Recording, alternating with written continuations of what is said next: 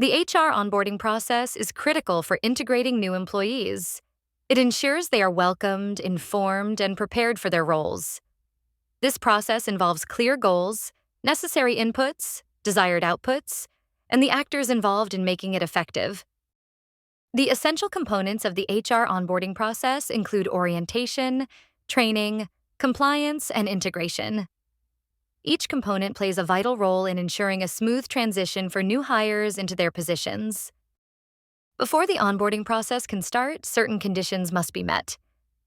These include completing necessary paperwork, assigning mentors, and ensuring all technology access is in place. The first stage of the onboarding process involves the orientation session, where new employees learn about company policies and culture. This marks the initial integration into the company. The core mechanism of HR onboarding is the continuous feedback loop that engages new hires.